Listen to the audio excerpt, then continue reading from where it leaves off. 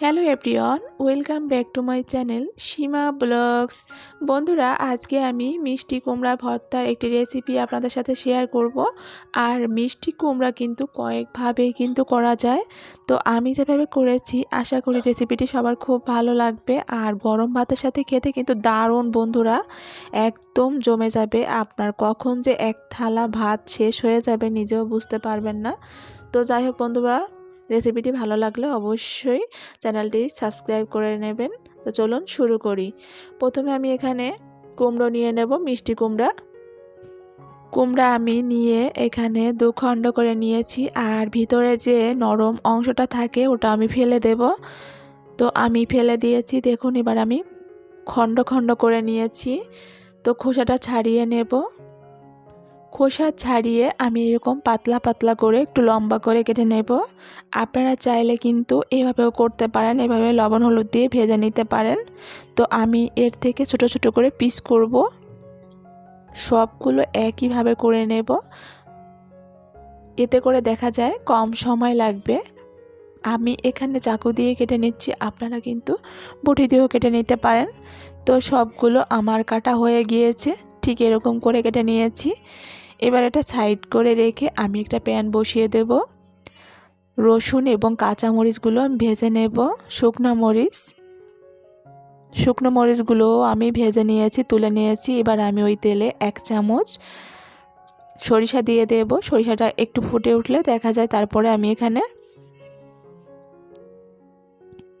কুমড়াগুলো দিয়ে দেব। লবণ হলুদ দিয়ে ঢাকনা দিয়ে ঢেকে 2-3 মিনিট পরে আমি কিন্তু ঢাকনাটা তুলে নিয়েছি। দেখুন আমার কিন্তু ভাজা হয়ে গিয়েছে। তো ওটা আমি নামিয়ে নিয়েছি। এবার আমি ভর্তা তৈরি করব, তার জন্য এখানে আমি কিছুটা লবণ নিয়েছি।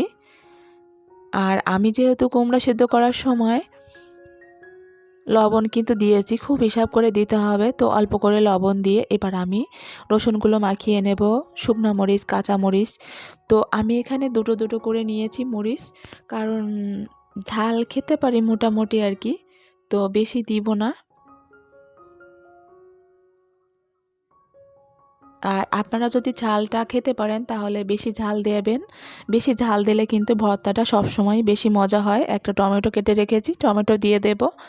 পেঁয়াজগুলো দিয়ে দেব, ধনে পাতা, সরিষার তেল। অবশ্যই সরিষার তেলটা দিতে হবে, কারণ সরিষার তেল ছাড়া কখনো কিন্তু ভর্তাটা মজা হয় না। তো আমি কিছু সময় এটা মাখিয়ে নেব। এবার আমি সেই কুমড়াগুলো দিয়ে দেব। আর কুমড়া আমি যেহেতু এইমাত্র নামিয়ে নিয়ে আসছি, অনেকটা গরম আছে, তো আমি সকাল সকালে ভর্তাটা করেছি। আর আমার সময়ও কম ছিল, এই কারণে দেখতেই পারছেন আমি ভর্তাটা তৈরি করার সময় আমার আসলে হাতে লাগছিল আর কি, মানে যেহেতু গরম ছিল, বুঝতেই তো পারছেন। তো যাই হোক, আমি ভর্তাটা তৈরি করে নিয়েছি। দেখুন, তো আমি হালকা এখানে একটু সামান্য পরিমাণে আর কি সরিষার তেল দিয়ে দেব লাস্টের দিকে। তো আমার ভর্তাটা কিন্তু রেডি হয়ে গিয়েছে, দেখুন বন্ধুরা। এবার আমি একটা প্লেটে নামিয়ে নেব। আর হ্যাঁ বন্ধুরা, আমার এই মিষ্টি কুমড়ার ভর্তাটা কেমন হয়েছে আপনারা অবশ্যই কমেন্ট করে জানাবেন। আর এখন যেহেতু শীত পড়েছে, আমার মনে হয় ভর্তা হলে কিন্তু একদম জমে যায় গরম ভাতের সাথে, কিন্তু খেতে দারুণ এই কুমড়ো ভর্তাটা, মানে এতটাই মজা। আমি যখন মাখাচ্ছিলাম সত্যি এটার ফ্লেভারটা এতটা সুন্দর আসছে, মানে ফ্লেভারেই মানে মনটা ভরে যায় আর কি। তো যাই হোক বন্ধুরা, এই মিষ্টি কুমড়ার ভর্তাটা কে কে পছন্দ করেন খেতে অবশ্যই আমাকে কমেন্ট করে জানাবেন।